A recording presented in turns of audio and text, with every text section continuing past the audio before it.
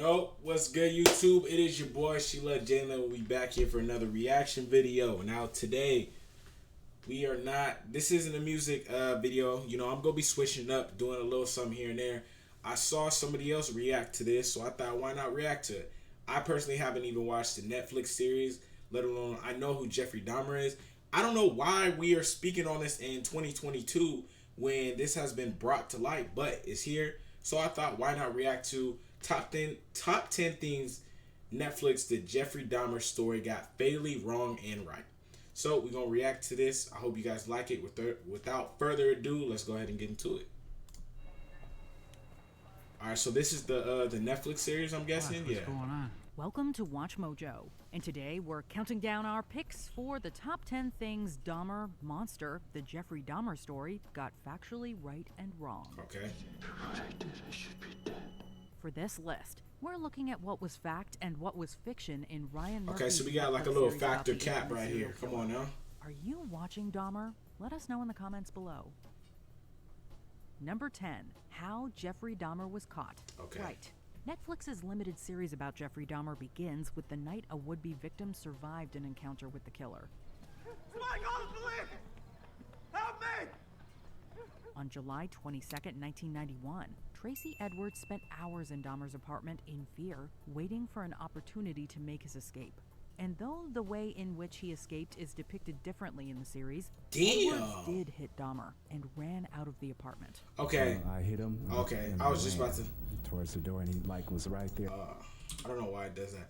I was about to say, I saw the TikTok where this is the man right here who actually was with Jeffrey Dahmer in the room, who survived the whole thing. He did say that he waited for the right moment when he was dozing off. He said he spliffed him real quick and was gone, like booked it. Tried to grab me, get me back in there. Two police officers went to Dahmer's residence to obtain the key to unlock the handcuffs still on one of Edwards' wrists. Once they found explicit photos documenting some of the murders, Dahmer was apprehended, putting an end to his He's reign of terror. so weird, bro. Officers were stopped by an individual who claimed he was in the apartment and became engaged in a dispute with the owner of the apartment and left the apartment and called the officers. Number 9. Dahmer wore yellow contacts. Right. One of the lesser-known facts about Dahmer was his strange habit of wearing yellow contact lenses. Why the hell does he wear yellow contacts for? Just like the Emperor's. Yeah, he's just a weird individual to me. I don't care what nobody gotta say. You just weird, like Got him at a costume shop in Kenosha. wearing He yellow wore them contacts. because he felt connected to two dark characters in his favorite movies. The Emperor from Star Wars Episode 6, Return of the Jedi, and the Gemini Killer from The Exorcist 3. So Changing his appearance to resemble these. both of these add up now. Both weird killer exorcist and the villain, and then you got him.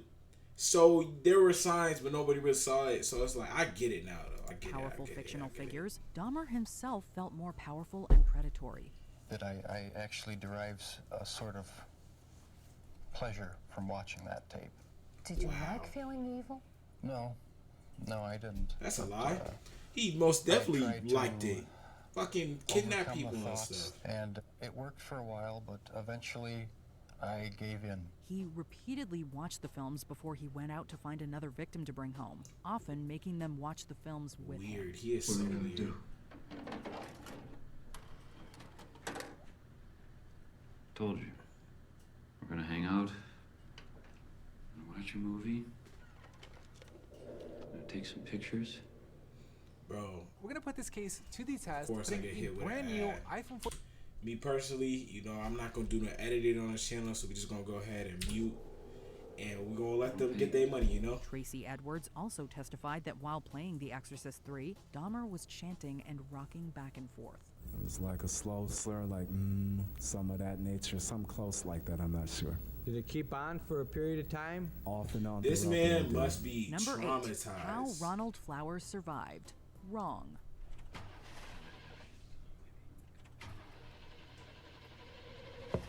Ooh. Jesus. I'm not a cop. Another survivor of Dahmer was Ron Flowers, who met him when his car broke down and Dahmer offered to help. he took him to his grandmother's West Allis residence. See, and no, drugged his coffee. no, Dahmer is I'm not going interrupted in when nowhere. His grandmother sees that something is wrong with the young man. You should take that young man to a hospital. What? He's just a little wasted, Grandma. I will not have some stranger dying in my house. He'll be fine. Just W let him Grandma, sleep that's it off. W Grandma Please, right there. No. Something is not right here. She is adamant about staying with the unconscious guest, making sure he gets on a bus the next morning. But her actual involvement in saving Flowers from her grandson has never been reported.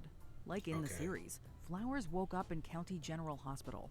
Where am I? You OD'd. You're lucky to be alive. But what isn't mentioned is that he was also covered in abrasions and believed he might have been assaulted. He later testified that he didn't know how he got there, though the series provides a fictional scenario. The guy I met last night, he was weird. You're getting a phone call, my He bad. must have slipped something in my drink. Hey, so he is like lucky Number to 7, be here. Dahmer posed in yearbook photos. Right. How did he get in there? I don't know. Dan, how did you not catch this? I'm sorry, I didn't see him in the photo. That's your goddamn job, Dan. The Netflix series mainly follows Jeffrey Dahmer as an adult, but a flashback to him in high school shows him sneaking into a yearbook picture for the Honor Society. Look at that camera. My man's had to wind it up like this to take the photo. Despite not being a member. To take the photo. He actually did this, and his face was subsequently blacked out of the photo. My Friend Dahmer, both the graphic novel and its film adaptation, go further into the prank and the other club photos he infiltrated. Excuse me, what do you... Oh, no. Is that really necessary? So they blacked him out of all the Classmates photos? have described how his bizarre behavior in school quickly went from entertaining to concerning, given his heavy drinking. And I remember seeing Oh, just look at the way he looks. Like, he first looks period, I believe, from when he was that young to where when he got arrested by the police looked like him. Like, he did not change. He didn't go through no phase, no nothing. Like, that's crazy. It's my medicine. Number 6. Dahmer killed Dean Vaughn. Wrong. In episode 7, Glenda Cleveland meets Dean Vaughn, a new resident of the Oxford Apartments. Sorry I snapped on you. You gotta be careful in this neighborhood. Well, I'm a good guy. Scout's honor. She sees him talking to Dahmer in the hall and is visibly concerned. The series doesn't follow through with his story, but it does point viewers in a certain direction. However, Vaughn was really a tenant in the building. He was found strangled in his upstairs apartment in early May 1991. Dahmer was questioned about the suspicious death before he was arrested, and again when he was eventually caught. Both times he denied knowing him, and no evidence was ever found connecting him to the crime. As of 2022, the murder of Dean Vaughn is still unsolved. Oh, hell no.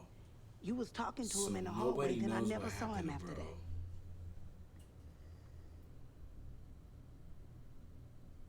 Number 5, baptized the same day as John Wayne Gacy's execution. Right. I'm not accusing So you Dahmer, never done but construction work before? you gotta know something. No. After all the stuff he was accused for, you telling me he said he don't know nothing? Nah. The beginning of the final episode doesn't open on Jeffrey Dahmer, but rather another infamous serial killer, John Wayne Gacy, aka the Killer Clown. In the 1970s, Gacy took the lives of more than 33 young men in Illinois until he was arrested in December 1978. Gacy was the epitome of evil. The Killer Clown is crazy. He was the epitome of being a great guy, which gave him the ability to be the most evil guy in the world.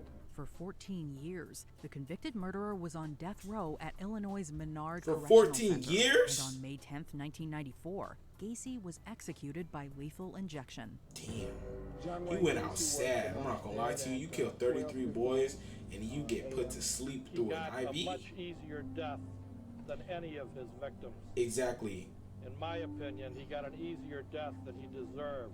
Exactly. He got an easier death. The important thing is that he paid for his crimes with his life. It's kind of like, in Wisconsin, but what I think about that though is, yeah, he got an easy death, which sucks because you want him to go out horrible because of the things he did.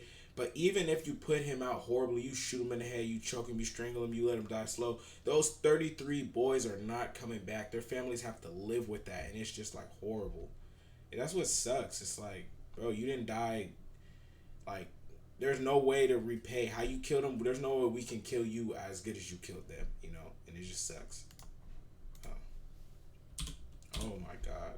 Baptized by Minister Roy Ratcliffe. And, as it's briefly mentioned in the series, a partial solar eclipse also occurred that day. What does it all mean?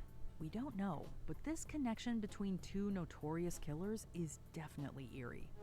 Congratulations. Him with them glasses gotta be like the famous Dahmer glasses, like, oh, we're not doing it. Sorry, respectfully. And of course I get 2 of them. This is raw, uncut footage for y'all. No editing, no none of that. Maybe pretty soon I might, though. Pretty soon I'll take the time to, you know, or get an ad blocker. I know people got ad blockers. Number 4, victim impact statements. Right. I would like to say to Jeffrey Dahmer that he don't know the pain, the hurt, exactly, the loss, that you put in other people's families. and the mental state he's put our family in. One of the most heartbreaking parts of Jeffrey Dahmer's 1992 trial was hearing the impact statements. After sitting through the details of his crimes, family members of the victims had the opportunity to address the court. One of the more harrowing statements came from Rita Isbell, the sister of Errol Lindsay. I'm telling you, I would be on her team and trying to jump across the table. The series recreates the emotionally charged moment with actress Deshawn Barnes, who embodied the palpable pain, anger, and sadness of Isbell in her performance. Now, I don't want to ever have to see my mother go through this again. Never, Jeffrey! Jeffrey! I hate you! And Dahmer's own statement took a lot from the real-life one. That I did what I did, not for reasons of hate. I hated no one. Number 3, Glenda Cleveland lived at the Oxford Apartments. Wrong. In the series, actress Niecy Nash plays the role of Glenda Cleveland, a woman who is often overlooked in the Jeffrey Dahmer case. She interacts with him, mostly to complain about the smell and noise coming from his apartment through her. Yeah, like, don't y'all smell that shit? That smell is worse than ever. I'm calling the cops.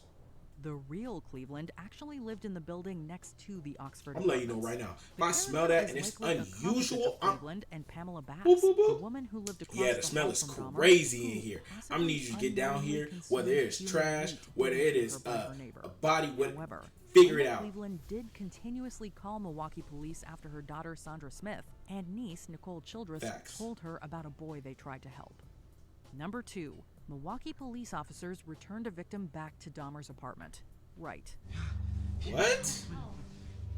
Hey kid, what are you doing? In late May 1991, some young women, including Smith and Childress, found Conorak's synthesomphone stumbling in the streets, not in the Oxford Apartments hallway as shown in the series. They called the police to help the very young-looking boy.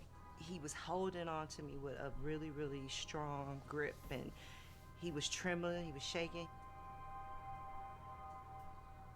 So I just stayed with him, and I was like, I'm gonna get you some help. But when Dahmer came back to his apartment, he convinced officers Joseph Gabrish and John Balserzak that synthesomphone was of age and his boyfriend. In the series, Cleveland is at the scene confronting police, trying to tell them that he was a man. He's sick. Jeffrey Dahmer's sick. You gonna let him take this baby back inside? Ma'am, he's telling me this is where they live. We're gonna take him back inside. Those police should be sick. How old this boy is first? Ma'am, he says it's his boyfriend. We'll handle it from here. I'm really sorry about this, everybody. Despite protests from the Jeffrey women, Dahmer's the sick, officers bro. escorted Dahmer and his incoherent boyfriend back to his apartment. She just said When the police incoherent. left, Like, how could Dahmer he killed even? him. Tragically, this poorly handled ordeal actually happened. After Dahmer's arrest, Gabrish and Balserzak were suspended, but later reinstated. Before we continue, be sure to subscribe to our channel and ring the bell to get notified about our latest videos. You have the option to be notified for occasional videos or all of them. Okay, we got If you're another on your one. phone, make sure you Yeah, go we're into your just settings plugging, and okay. switch on notifications Yeah, at trial. All right. Wrong. Mr. Dahmer. Exactly. Them glasses need to be famous or I something. understand you have a statement you'd like to read. Yes, Your Honor. Towards the end of the series, Jeffrey Dahmer goes on trial for the murders. While the majority of the scenes are accurately recreated, there's one detail that was different. Evan Peters as Dahmer almost always wears the killer's trademark glasses. But the real Dahmer specifically did not wear his glasses throughout most of the trial. His reason? He didn't want to look the jury or victims' families in the face. Yes, it's a small inaccuracy in a largely so true-to-life series. Coward However, of him. his decision to remove his eyewear is significant because it shows that he was unable to face his crimes.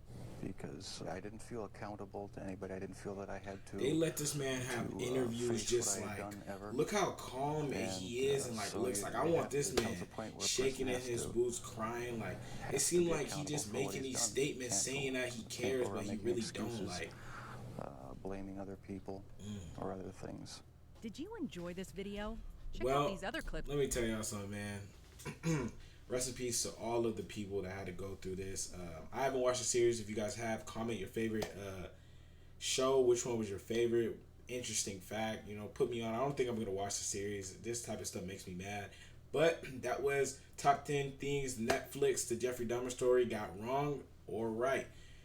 All right, go ahead, hit me up with things you guys want to see. Like, comment, subscribe, and I'm out. Peace.